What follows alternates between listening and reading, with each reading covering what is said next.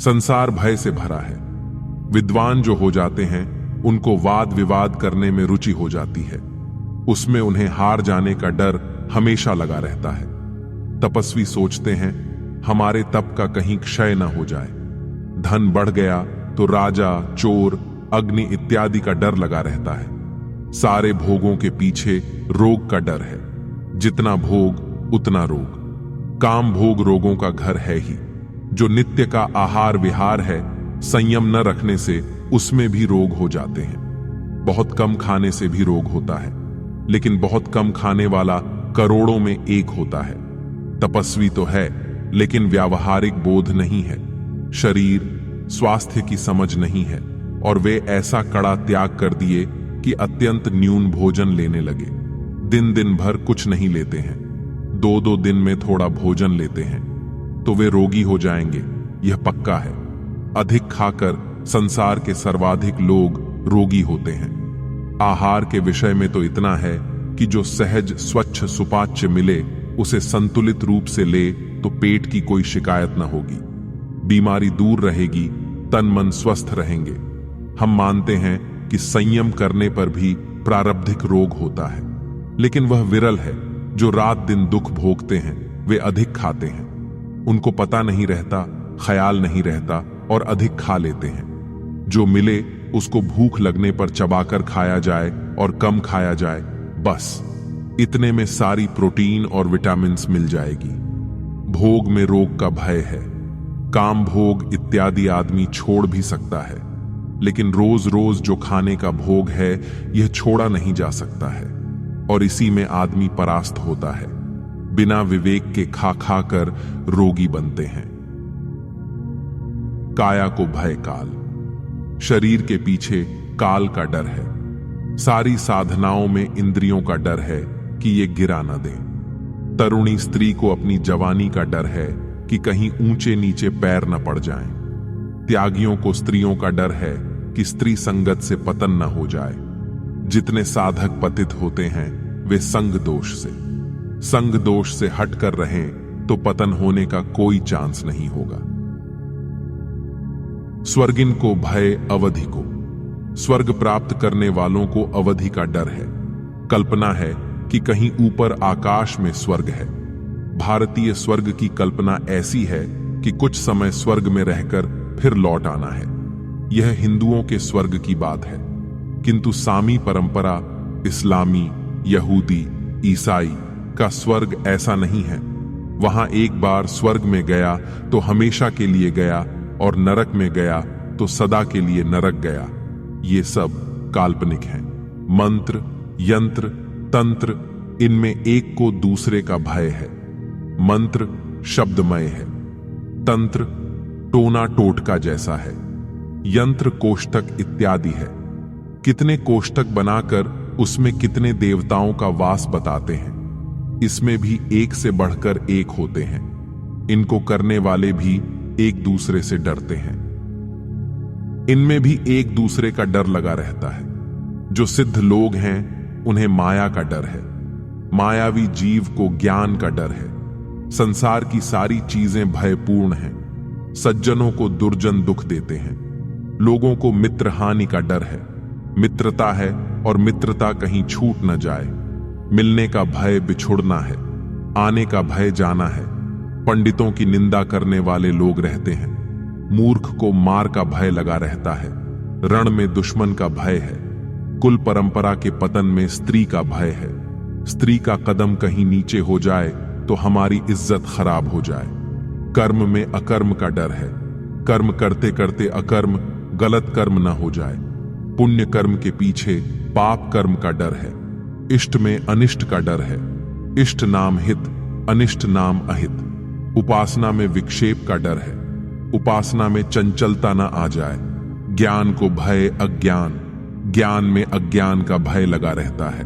चतुर लोगों को मूर्ख लोग पीड़ित करते हैं। सत्यवादी को पाखंड का डर है। संसार में सब दुख रूप है, कहीं भी विश्राम नहीं है। दुनिया की चीजों में रमोगे तो भय के अलावा और कुछ नहीं मिलेगा। इनमें कुछ ऐसी भी बातें आई हैं, जैसे ज्ञान को अज्ञान का डर है, सत्य में पाखंड का डर है, तो क्या ज्ञान छोड़ दें, सत्य छोड़ दें? छोड़ने की बात नहीं है। बात तो यह है कि इस शरीर में रहकर शुभ मार्ग में चलते हुए भी बराबर डर बना रहता है। कुछ डर की जरूरत है भी, सब डर बेकार नहीं है। जैसे अपने से बड़ों का डर बहुत जरूरी है, इससे बहुत गलत काम नहीं होते हैं। अपनी इंद्रियों का डर कि हम कहीं गलत ना कर जाएं, मन का डर कि मन हमें भटका ना दे। डर करनी डर परम गुरु, डर पारस डर सार, डरत रहे सो उभरे, गाफिल खाई मार। इसलिए इस डर की जरूरत है। अब दूसरा डर कि एकदम अविवेकी बन जाए कि मैं कुछ नहीं कर सकता हूं, मेरा कल्याण ही नहीं होगा और साहसहीन हो जाए, यह गलत है। लेकिन मन वासनाओं का डर अपने कल्याण के लिए जरूरी है और उपासना के लिए, संरक्षण के लिए अपने से बड़ों का डर जरूरी है। डर अदब लिहाज से काम चलता है। निरानिर ज्ञान की दशा में हर इंसान हर समय ठहरा नहीं रह सकता है। परिपक्व होने में समय लगता है। परिपक्व होने पर भी डर अदब लिहाज की जरूरत होती है। परिपक्व हो जाने पर भी जब तक जीवन है डर की जरूरत है। अजहू नाव समुद्र में न जाने क्या होए, इसलिए डरना तो जीवन भर है। डरत रहे सो उभरे, गाफिल खाई मार। गाफिल होगा, असावधान होगा, वह मार खाएगा। जो लोग कहते हैं हमें गुरु की जरूरत नहीं, हमें तो सब ऐसे ही ज्ञान हो जाता है, ऐसा पढ़े लिखे लोग प्रायः कहते हैं महाराज गुरु न करें तो काम नहीं चलेगा। अरे तुम गुरु न करते तो बोल भी न पाते। जो कुछ बोल रहे हो वह किसी गुरु ने सिखाया है। समाज शास्त्री बताते हैं कि कोई बच्चा ऐसी जगह पैदा करो जहां सुनसान हो और फिर मां उससे बात न करे, कुछ बोले ना, उसकी सेवा कर दे और कोई बोलने वाला ना हो बच्चे के पास। वह बड़ा हो, जवान हो जाए तो वह बोल नहीं पाएगा। जो कुछ हम बोल रहे हैं सीख से। भाषा का ज्ञान हमें हुआ है, वह शास्त्रों पुस्तकों को पढ़ने से हुआ है। शास्त्रों को संतों से, गुरुजनों से सुने तब ज्ञान हुआ है। शास्त्रों को पढ़े हैं तब ज्ञान हुआ। परंपरा से हमें ज्ञान मिला है तब हम बोल रहे हैं, कह रहे हैं, नहीं तो कुछ भी ज्ञान न होता। अदृश्य रूप में न मालूम कितना ज्ञान हमें चारों तरफ से मिलता रहता है। लेकिन कुछ घमंडी लोग होते हैं जो समझते हैं कि गुरु की कोई जरूरत नहीं है, गुरु की आवश्यकता है। एक गुरु ऐसा होता है जो विशेष होता है, जिसकी छत्र छाया में साधक कल्याण करता है। लेकिन और भी अनेकों गुरुओं, व्यक्तियों द्वारा ज्ञान मिलता है। इसीलिए मानो पूरी सृष्टि ही हमारा गुरु है। बस वो भलो एकांत को छाड़ी सकल की आश, जित अविवेकी नर सकल कोई न आवे पास।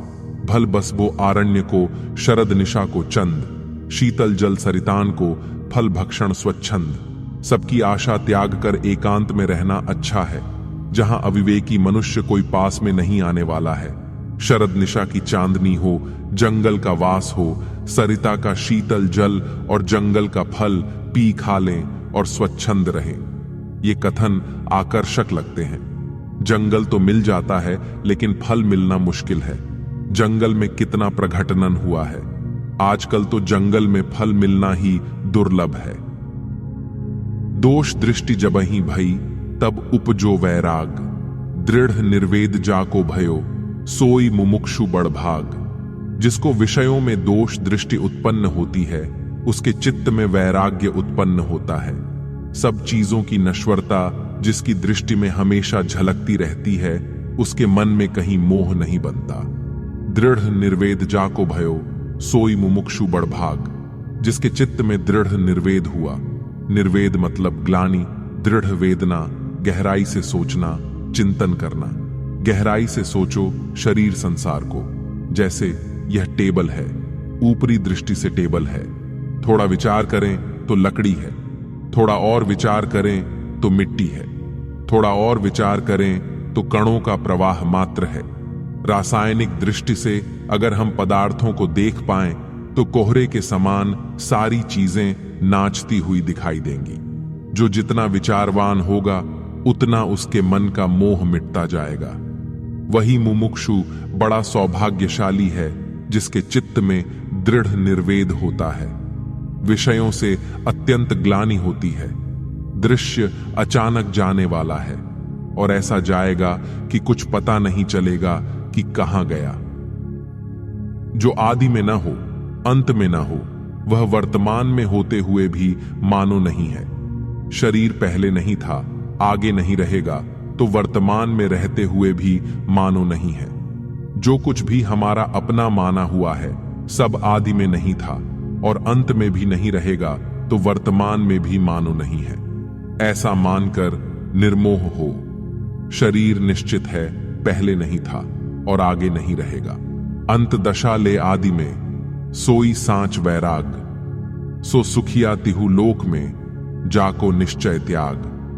अपने माने हुए शरीर की मृत्यु आज ही देख लेना सच्चा वैराग्य है।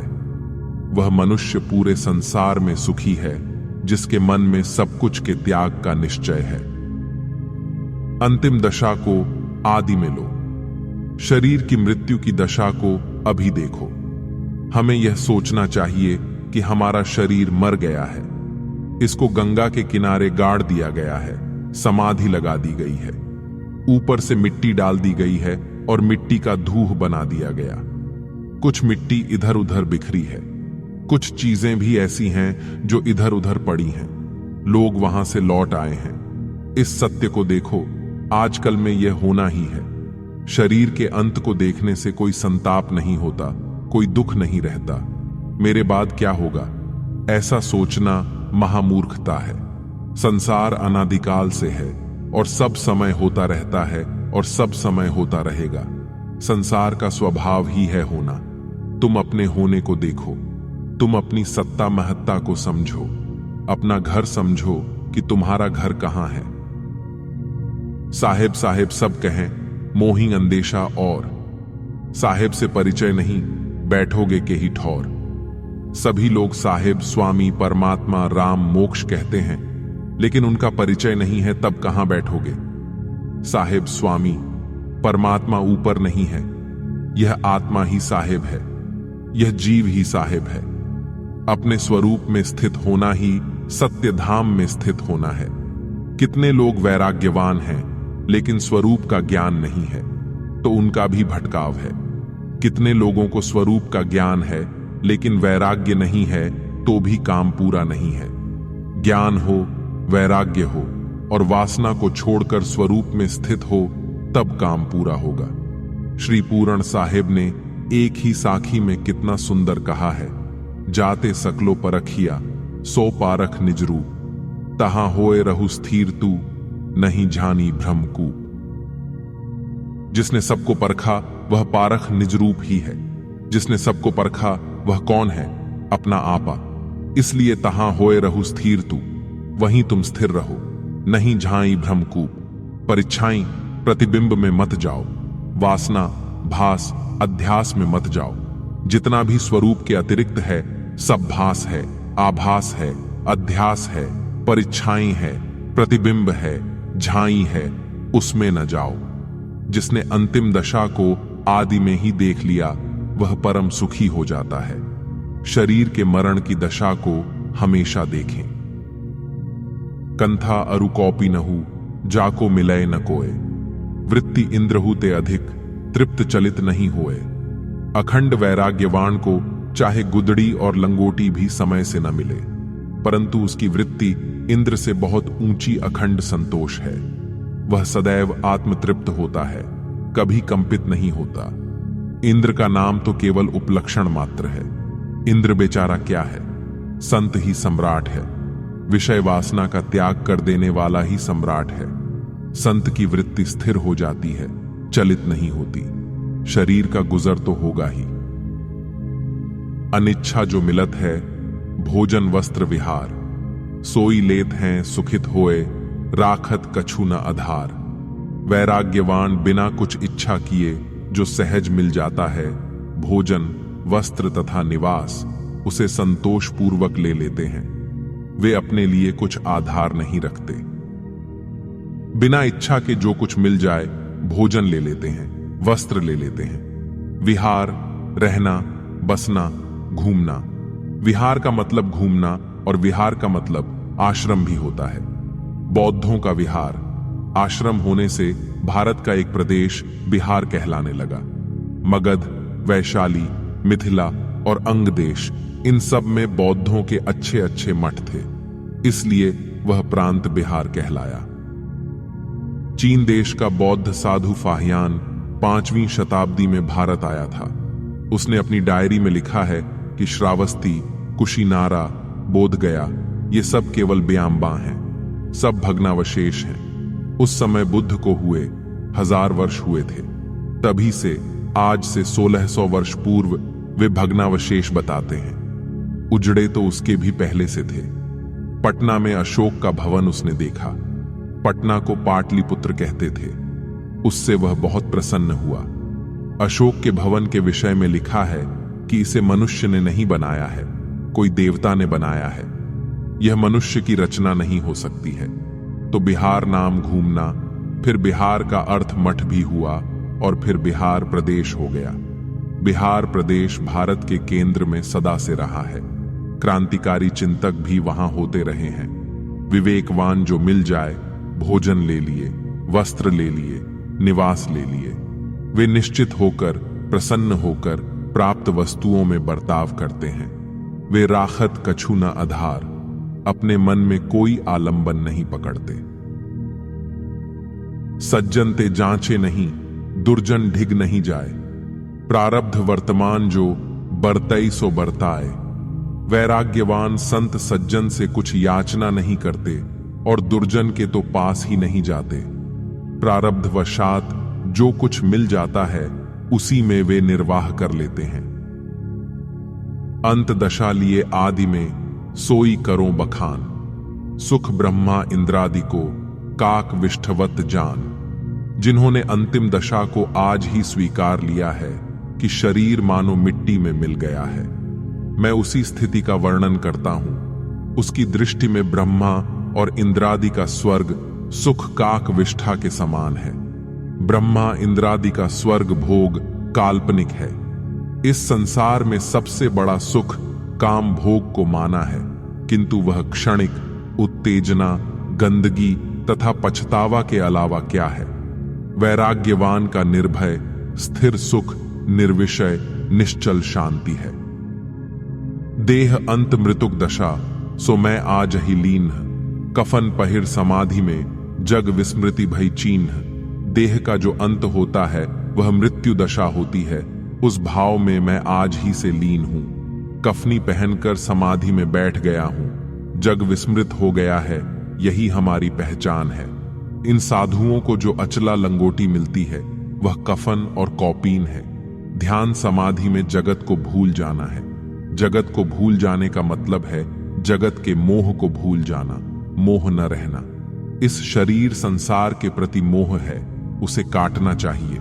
यहां जो गृहस्थ बैठे हैं वे यह न सोचें कि यह केवल साधुओं के लिए है, हम लोगों के लिए नहीं। सबको उसी घाट जाना है, कोई बच नहीं सकता है। कितना ही राग रंग वाला हो, गंगा के किनारे श्मशान में सबको जाना है। असली बस्ती तो वही है, यह तो नकली बस्ती है। जहां आए, बसे और उजड़े वह तो नकली बस्ती है। असली बस्ती वह है जहां बस करके कोई कभी ना उजड़ा। अतएव श्मशान ही असली बस्ती है। उस बस्ती की तरफ जाने के लिए तैयारी करनी चाहिए। मरते समय भय, चिंता, आकर्षण, दुख न हो, ऐसी तैयारी करनी चाहिए। समय बहुत जल्दी जल्दी भागा जा रहा है। आदमी सोचता है कि अभी तो बहुत समय है। जब मां के गर्भ से ही शिशुओं का शरीर छूटने लगता है तब और क्या कहा जाए, क्या उम्मीद की जाए कि यह शरीर कब तक रहेगा। मृतुक को मरबो कहा, निर्धन तस्कर भीत। भिक्षुक को अभिमान कहा, त्यागी काको मीत। अगर आदमी शरीर रहते रहते समझ ले कि शरीर मरा है तो उसको मरने का भय कहां होगा। जिसके पास धन ही नहीं है उसे चोर का क्या डर होगा। भिक्षु को अभिमान कहां होगा और त्यागी मित्रता कहां करेगा। त्यागी का तो पूरा संसार मित्र है, उसके तो जीव मात्र मित्र हैं, लेकिन वह कहीं ममता नहीं करता है। कोई मित्र होता है, कोई नहीं होता है, लेकिन वैराग्यवान का सारा संसार मित्र है। इसलिए उसका कोई व्यक्तिगत मित्र नहीं है। जिसने सबका मोह छोड़ दिया उसका सब है, और जो कहीं मोह करता है कहीं नहीं करता है, उसका कोई अपना है और कोई पराया है। वस्तुतः संसार में कोई अपना नहीं है, इसलिए सबका मोह छोड़ देने वाले के लिए सारा संसार मित्र है। उसका तो जीव मात्र मित्र है। सर्वद्वाराणि संयम्य मनो हृदि निरुध्य च मूर्ध्याधायात्मनः प्राणमास्थितो योग धारणाम। सब इंद्रियों के दरवाजों को रोककर अर्थात वासनाओं से अलग रहकर मन को हृदय में स्थित करके ध्यान हृदय में ही धरा जाता है, बाहर नहीं। पूजा बाहर नहीं होती। प्राण अर्थात अंतःकरण के व्यापार को मस्तिष्क में निरोध कर योग धारणा में स्थित होकर योग को धारण किए रहना है, दूसरा तरीका नहीं है। ओम शांति विश्वम।